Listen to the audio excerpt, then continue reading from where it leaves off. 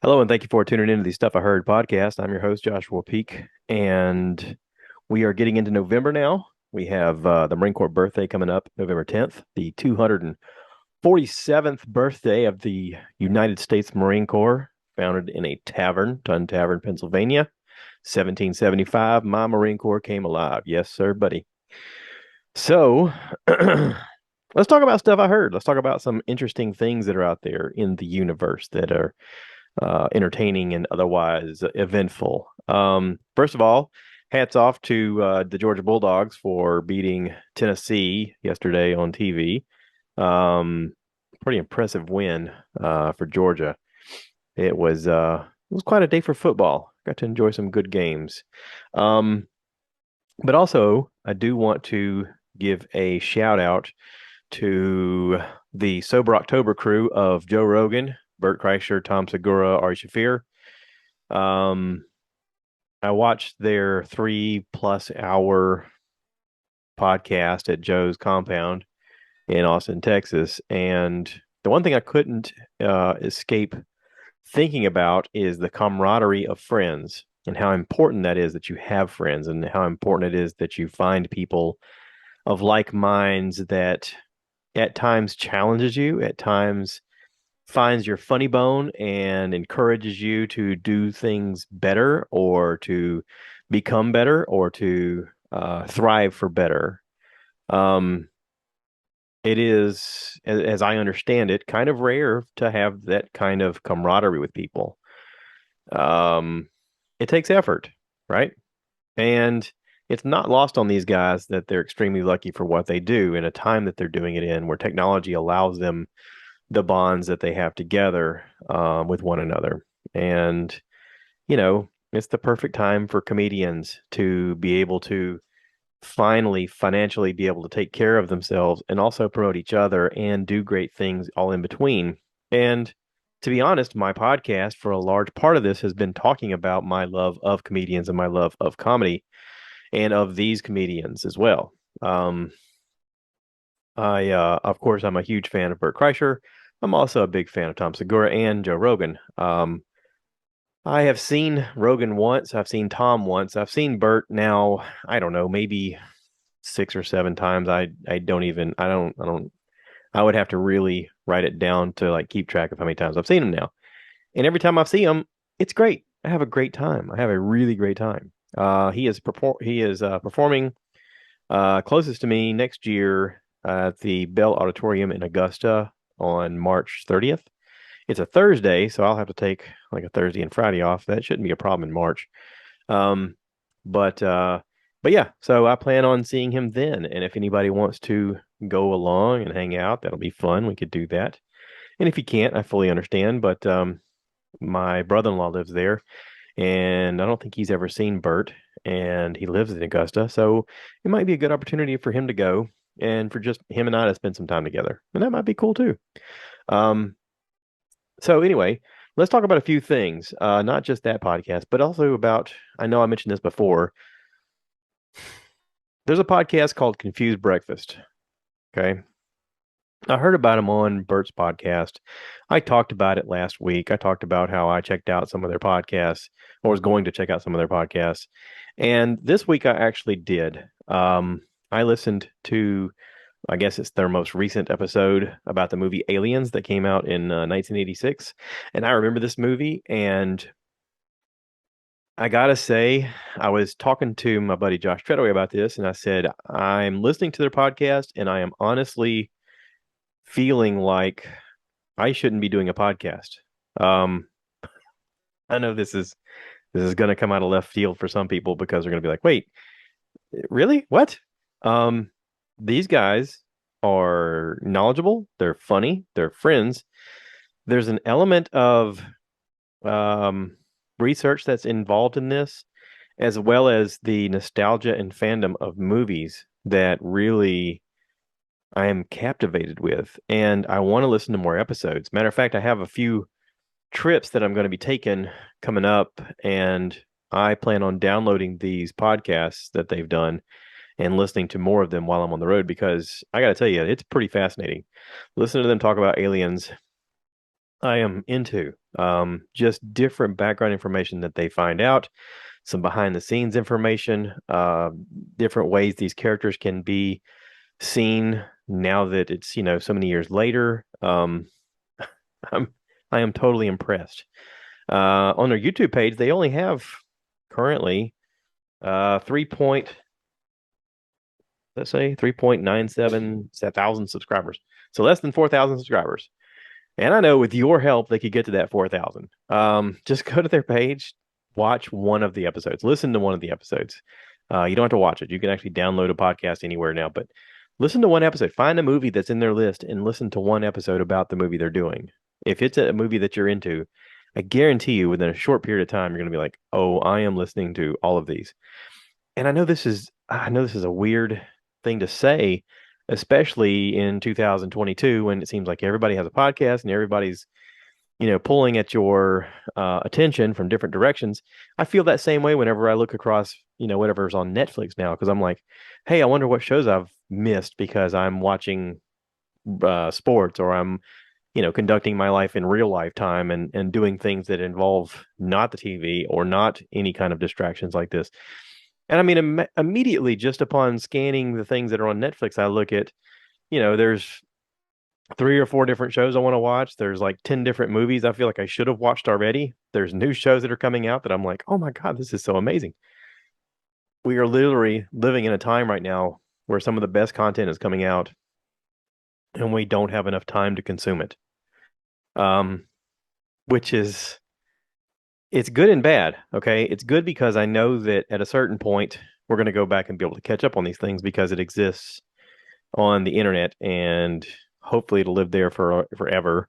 I felt that way whenever I finally was able to catch up with The Breaking Bad or The Walking Dead or some of the classic shows that I had missed when those things were current. But now it seems like every single platform is coming out with must-see television shows and movies that you're like, God, I feel like an idiot for not watching any of this. I mean, and I am sort of the demographic that they're aiming for. I'm the guy that wants to talk about it. I'm the guy that's like, oh my God, I can't believe I'm 3 episodes behind. I got to catch up this weekend. And meanwhile, I'm living my life and trying to do things that, normal people do, like, I don't know, decorate for Christmas. Yes, we're decorating for Christmas. Uh, because it's time to. I mean, here's the thing, it's November now. I mean, we've got a very short period of time and it's going to be Christmas. We've got a Christmas party that we're going to be having here for some people my wife works with, and we got to have the house ready. So, looking at our calendar, it's like, okay, well, this is the week we got to do it. What? This is the week? Okay, I guess this is the week. Let's do it. So we do it. We get on board. We do it all. And then once in a while we turn the TV on. And it's like, oh, and now I've got 30 minutes. I can catch up on. I can watch the stuff on YouTube that I want to watch. I want to watch Waylon Wire go visit my dad, R Peak on YouTube, where Waylon Wire drove from Washington State cross country in a 1963 two-door Impala and basically went around and visited with family and with other YouTubers and hung out with dad. He put up a video of his visit with my dad on his channel on YouTube. It was pretty great. He does a really good job of editing, and he's kind of learning to master the green screen and blend narrative along with the movies. And it's weird because I'm like, I can tell that I'm that many steps behind him, and I know that I will probably never get to where he's at because I just don't have the desire to get to that point. The technology and the knowledge of the technology and the time it takes and the equipment, I just like, nope, I guess I'm out. But listen, it's great. It's really great. Also, I mean, I'm still watching Matt's Off-Road Recovery, and whenever I have time to catch up, I'm like watching 3 or 4 episodes at a time to catch up. It's really fascinating seeing them build this heavy wrecker. I'm also checking up on Two Bears, One Cave that comes out every Monday. There's so much to consume. And I can hear my own voice right now and realize that I'm frantic in talking about it because there's so much going on that I'm interested in, and I don't have any time to consume it all. Um, there's the new Enola Holmes season 2 that came out on Netflix. Um, there's God, there's just so much. There's so much. I'm not watching the Jeffrey Dahmer thing. Quit asking me. I know people are asking me, "Hey, have you seen Jeffrey?" No, I'm not going to watch it. Sorry. Nope, I'm not going to. I will tell you what I am watching. I'm still watching Andor, which comes out on Disney Plus, and I've said it early on. This is a Star Wars show that has nothing to do with the things that we've watched before. I saw a quote this week that says, "Here's the perfect Star Wars show that has no lightsabers, no blasters, no space per se, and yet it's still a Star Wars show." And it is.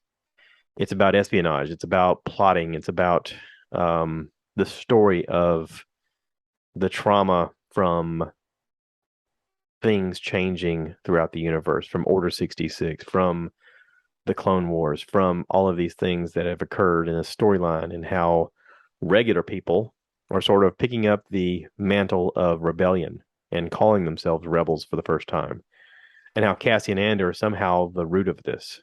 Um, right now, spoiler alert if you haven't seen it, episode 9 came out and he's in prison, and they've just realized that they're never getting out of prison because something went horribly wrong within the prison.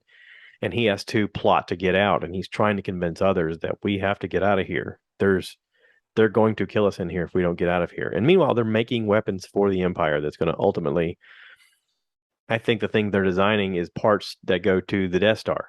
So it's it's a it's a crazy show where you're also seeing Mon Mothma, the senator from the first movie back in 1977, whenever she's standing in front of the group of rebels and says, "We got the plans of the Death Star at great cost." And that mention of great cost was the movie Rebel One, where we first got introduced to Cassian Andor. Now this show is called Andor. This is about him. It's about what he did and how he changed the way people look at things. But he sort of stumbles into this. It's not like he was just like, "Oh, now the Empire's taken over and now I'm going to be the hero." No, this is the regular journey of a regular guy who's just like, "Man, just this ain't right." And every step of the way, he's got a self-preservation state of mind, but it also becomes what the entire rebellion anchors around. And everybody on every section of the world of this story basically is affected by his actions and by the actions of the Empire. And in a lot of ways, it mirrors things that are going on in our current life with politics and politicians. How people who seem to have no care for their people make laws that affect their people in a way that hurts them the most. And they say that they're doing it for the people. And meanwhile, they're just doing it for profit. So there's a lot of similarity between art and life in this show. And episode 9 is really incredible. We get to learn more parameters about the prison. We get to see sort of a Shawshank Redemption style older inmate friend of theirs passes away and is sort of giving a mercy killing as he has a stroke. They also learn that they're never getting out of prison because of a huge mistake that has happened on another level. And the fact that people are communicating between levels and they know about it, they're like, well, we can't let these people ever get out because then this knowledge will spark further rebellion. So their plan is to just make it so that these people all end up dying here while working for a cause. And Andor keeps saying the entire time, they don't care about us because we're cheaper than droids. They can just herd us in here like cattle and use us up until we're dead. So then they're starting to do the math. They're starting to figure out how many people per floor, how many guards are watching us, at what times can we react, they're starting to figure it out that, hey, we can work together here and get ourselves out of here. And it's going to be interesting to see how this series ends their first season. And I gotta imagine it's going to be with a huge rebellion. Um, so I'm anxious for it. Every episode gets a little bit better. My wife came in the other day. She saw me watching it. I had my phone down. I am watching the television with my hands kind of close to my mouth, kind of like, oh my God, And she was like, I could tell it's getting good because you look different when you're watching something you're into. So that's great. Also what's great, what's to me the best show on TV right now that I will fight someone over, is Peripheral on Amazon Prime. This This show is based off of a book. Um, I can only imagine, I don't know this to be fact at all. This is just my theory. I can only imagine there had to be a bidding war for the rights to this show. This show is beyond anything that I thought it was when I started watching it. This show takes off from the first episode and it never leaves you hanging. Um, the the latest episode that just came out, I out loud, I think I said several times, "Holy cow! I can't believe they're, I can't believe they're going in this direction. Holy cow!" I mean, it was impressive. Um, I'm just amazed. I'm amazed by the show. Much in a way that I'm sure a lot of people felt. Um, I can't even quantify it with a reference. That's how good it is. It's just amazing. Um, there's so many subtle elements to the show of thought that goes into what you're seeing, hearing, and experiencing. And it has elements of time travel. It has elements of multiverse. It has elements of game design and gameplay and simulations and military interactions and human interactions and just human strife in general, along with the plotting of nefarious people in and out of the picture that just it's got every element you could ask for from any show, and it's extremely smart. It's made by the creators of Westworld, is what I hear. Um, I don't think budget was even a thought, but it's utilizing everything that technology can do right now in a very efficient manner to tell a story that is incredible. And I'll just leave it at that. Yeah. So anyway, let's talk about something that aggravated me this past week. I mean, just straight up made me angry.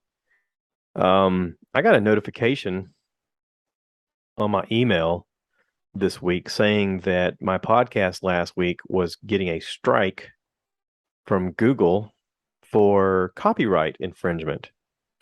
Now, to give you guys a reference, um, I use music that I created on GarageBand. I've actually got that video on YouTube of me making the music using just loops and samples to have like, I don't know, a little intro. That's the music that you hear in the beginning of this. So last week I did a podcast about Jeep Jam, the show Peripheral, Tales of the Jedi, Fortune Feimster, Eliza Schlesinger, um, stuff like that. And I got this notification that I was getting a strike from Google for copyright infringement. And my first thought was, I was pissed off because I was like, who the who the hell thinks that I copied any of their stuff? The podcast is literally me just talking. The only thing that I am using that might possibly be deemed as copyrightable is the music that I created in the beginning of this podcast. I don't know, 300 episodes ago. I had different music before that I'd created that I lost because I did something goofy with my computer and it was just gone and I couldn't get it back. And so I had to just create new stuff. And I did. And so I thought, okay, so that one was flagged for what? And my dad sent me a message and he was like, maybe it's for the thumbnail art that you put in the beginning. Well, I got the thumbnail art from the actual shows that I talked about. I actually took snapshots of their page on Instagram and then morphed those into a thumbnail using tricks that I learned from Think Media on how to create thumbnails using Instagram on your phone. And I was like, no, that none of that matches. None of that could be it. So I thought, okay, well, when I have time, I'll get on my computer and I'll check because I know for a fact that if it's a strike for real, if it's some kind of copyrightable thing, they don't just issue you a strike. They send you a notification in your YouTube saying there is a claim that your stuff has been copyrighted or whatever. So I was like, okay, well, I'll go on my YouTube and just see if something is there. So I did. I went on there today, went to look at it. There's nothing. Nothing. So it's fake. The email that I got is fake. It's got a link that you're supposed to click. I clicked on it on my phone. It asked me to do a bunch of stuff, and I was like, I'm not doing that right now because I was busy working. Um, but it's fake. It's a link that you're supposed to click, and this may be a warning to other YouTubers out there. If you get this email, don't click the link. Just close it. Go into your YouTube, see if you have any kind of notification on your YouTube page. If you do, then follow the steps there to argue your case or whatever the case may be. This YouTube or this email that I got gave me nothing to sort of fight back with. There was nothing to say back. There was no click here to, plead your case or to um ask for a review or any of that stuff. It was just like you have violated copyright infringement laws and blah blah blah blah. And I was like, wait, what? So I was pretty upset about it. And I'm usually good at sniffing out things that are fake, like, some kind of email thing saying, oh no, your credit card has been compromised. Click here to log in so that you can fix it. That's fake. Or, if you don't click here now, your account cannot be accessed. You must access it now through this email link. Click here. That's fake. There's lots of fake stuff out there. And this is just one more of the fake things out there. The the silly thing is I clicked on it today to go, all right, last week's episode. How many people have looked at last week's episode? It's only been viewed 11 times. That's how popular my podcast is on YouTube. 11 times. I get it. It's just me. I'm kind of boring to look at. I don't do much. I'm sitting here in my podcast studio slash extra bedroom thing, and I got the Boba Fett behind me, but it's just me talking, right? I'm not nearly as entertaining as when I have guests here. And believe me, I would rather do a podcast with guests because I'm better at the back and forth than I am coming up with crap all by myself. But here we are. So, to random spam, whatever you want to call yourself, faker out there, um, yeah, just be aware. There's a special place in hell for you, and I hope that you end up there. And for everybody else who may get something similar on their page, on their email or whatever, just know that it's fake. It is fake. Go on YouTube, verify.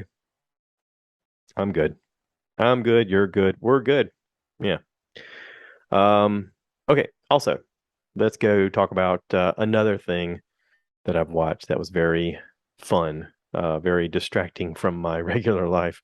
I got to watch Bert Kreischer interview Fortune Feimster. I just seen her special Good Fortune on Netflix. It was really great.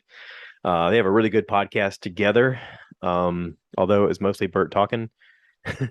I know that they're extremely good friends. She was on The Cabin on one of the episodes with Nikki Glazer and uh, who's the Kardashian? Um, I'm missing it. Anyway, go check it out on YouTube. Um, not on YouTube, on Netflix, The Cabin. Anyway, they're funny together. Um, she's a fortune of nature. She's, as he puts it, the most understated, most successful comedian right now, and that's probably true. Because if you look at her IMDb, she's on tons of television shows and doing tons of movies. And she just talked about wrapping up a series that she did with Arnold Schwarzenegger as an action star.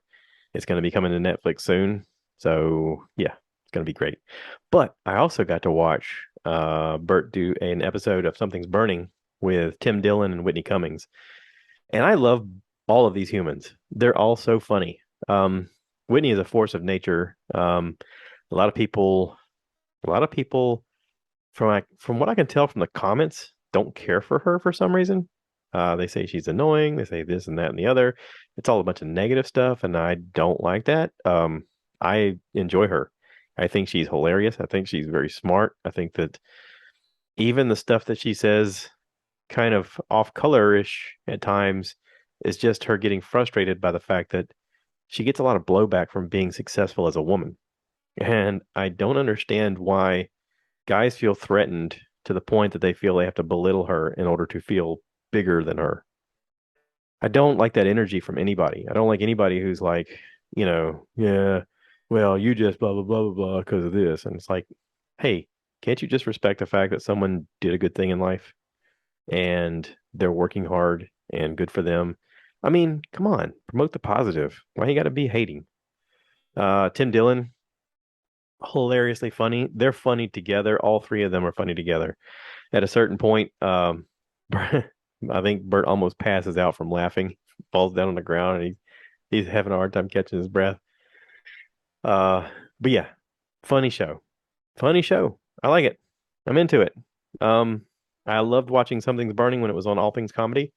I really like it now that Bert's doing his own thing on his own channel. Um, I mean, Jesus, he's over 1 million subscribers now on his YouTube page, and this episode right now has 757,000 views 5 days ago, from 5 days ago. So it's really good. Yeah, and that's it. I just want to wrap this up. I feel like I've been talking forever. See, that's the weird part about when you do this by yourself, is you have to suss out how much time have I done? Have I talked enough? Have you guys heard enough of me? I know I've heard enough of me. I hear myself all the time, and I think to myself, self, because that's what I call myself. I said, self, haven't you said enough? And trust me, I have. So, if you want to be on the podcast or you want to be part of this, let me know. I try to do these once a week now. I know I started off really hard in the paint, going twice a week, and that was unsustainable because my schedule changed and my life changed. And that's what life is all about. It's about the change. So, thank you to everybody who listens. Thank you, everybody who supports me. Thank you for all the kind words that I get. I get people calling me once in a while and be like, I'm listening. I like it. So, thank you. But yeah, please remember to rate, review, subscribe, share with your friends, and as always, cue the cap. So I want you guys to give me more likes. Give me more likes!